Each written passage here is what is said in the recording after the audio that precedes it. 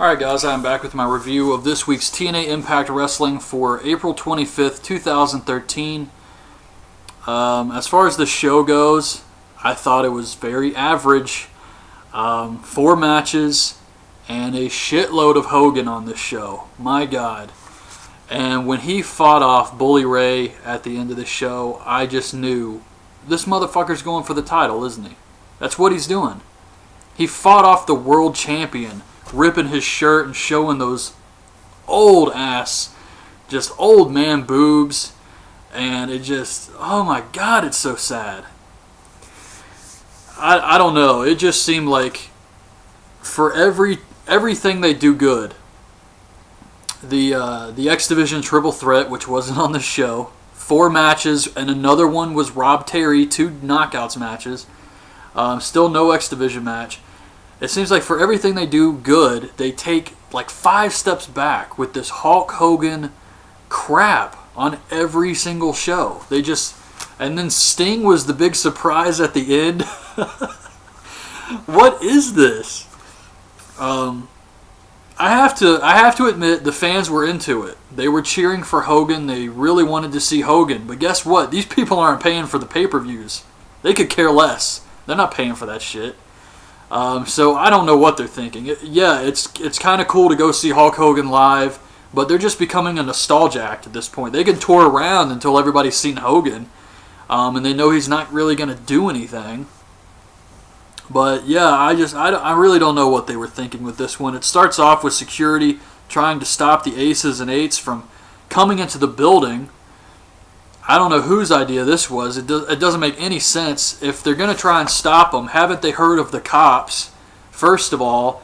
And second of all, why would they want to stop them? Bully Ray's the world champion. They can't get the belt back unless they beat the guy. He has to be at the fucking shows to beat him. So why would security even stop the Aces and Eights? So that didn't make any sense. James Storm comes out. AJ's watching from the crowd.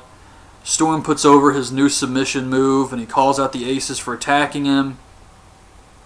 Daniels and Kazarian come out. They're pissed that they got attacked too, and they want to reform Fortune.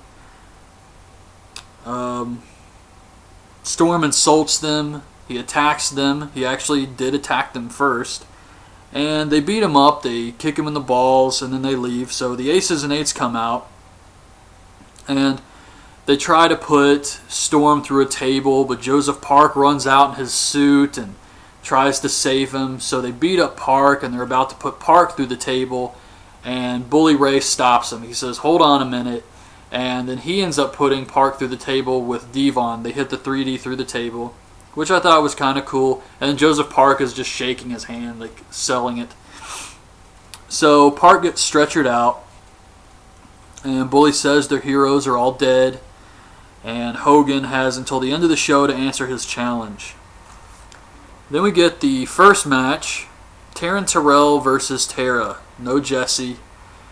And Tara beats the crap out of this poor girl. I felt bad for her. I don't know if she was trying to... I don't think she would try to make her pay her dues. I guess they were trying to get her over by saying, hey, look how tough this girl is. She keeps getting up. But yeah, it was pretty hard to watch at times. So anyways, Tara goes for that ass-shaking moonsault, and Taryn rolls her up for the win. Backstage, Robbie E is trying to pump up Jesse for his match with Rob Terry. They thought it would be a good idea to put these two together in a match. So, how do you think it went? It's Rob Terry versus Jesse with Robbie E. I guess Jesse dumped Tara for Robbie E. Or maybe she dumped him, I don't know. But Rob Terry wins with a spine buster. Terrible. Daniels and Kazarian try to recruit Rude to join the New Fortune. And he's going to think about it. Austin Aries overhears this, and he gets kind of upset. And he comes up to Rude later and says, oh, you want to join Fortune? That's fine. I just need you to win the tag titles or something. It was kind of strange. But they also announced Jeff Hardy is thinking about retiring after the Full Metal Mayhem match. A video for Chris Sabin's return next week. I hope this guy never gets injured again. I feel terrible for this poor guy, Sabin. Talk about bad luck. So hopefully it's different this time around because he is really talented. Austin Aries and Rude versus Chavo and Hernandez. Daniels is on commentary. Kazarian's out there with him. And Daniels and Kazarian try to get involved to help Rude win the match as a way to try and get him to join their new fortune. And they end up getting Austin Aries to kind of screw up at one point, and then they try to get involved again, and they still screw things up. So Rude ends up losing the match anyways. Chavo hits a frog splash for the win. It was a decent match, but the booking for the finish didn't make any sense at all, because if they're trying to recruit Rude, and Austin Aries is kind of the odd man out, then shouldn't they help Rude succeed so Rude has a reason to kind of consider joining these guys? Instead, it made it look like everybody sucks except Bobby Roode. And the only way this makes sense is if Bobby Roode turns face and just says, you know what, I don't need any of you guys. So I really have no idea what they're going to do with this. Matt Morgan is in a gym. He says he has a solution for Hogan. I was hoping he would actually lift some weights and we'd see those insane bench presses he's always talking about. Matt Morgan comes out, he calls out Hogan and tells him he's his knight in shining armor. Hogan needs him. And Hogan says Morgan is doing it for the wrong reason, so he turns him down. What the hell is going on here? Who cares why he's doing it? If he's going to help you take out the aces, isn't that the most important thing? So, yes, this definitely doesn't make any sense. Apparently you can vote for Rashad Cameron, Rockstar Spud, or Suicide to be in the X Division triple threat match next, I think. And if you remember, I said during those London shows, once they're out of London, you will not see Rockstar Spud again. I remember saying that.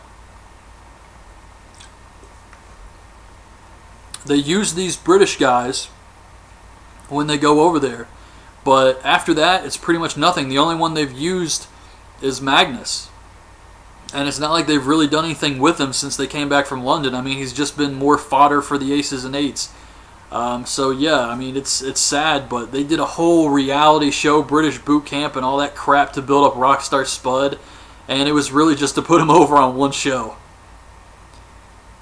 And that was against Robbie E, I think.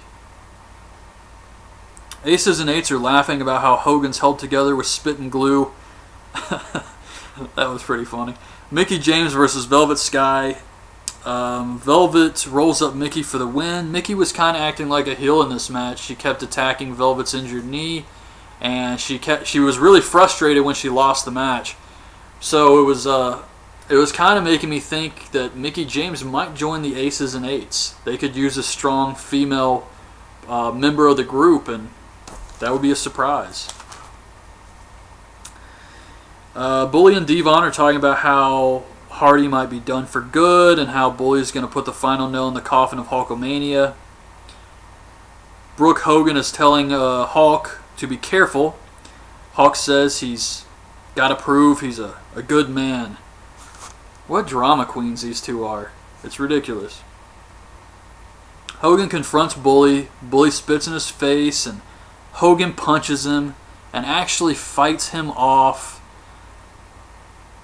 It was ridiculous. The Aces and Eights surround the ring. The lights go out. I was hoping it was AJ. That would have been a good surprise. But it's Sting. It's always Sting. So Sting shows up with the black bat.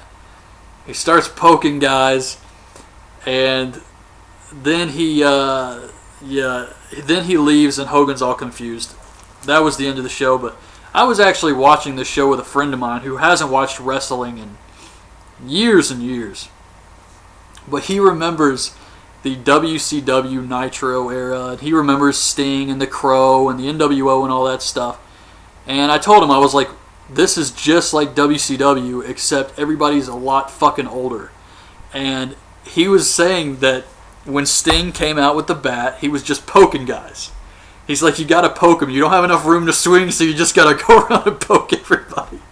And it's funny because as a fan who's been watching every week, I watch at least 8 hours of wrestling a week. It's ridiculous with WWE, TNA, and Ring of Honor.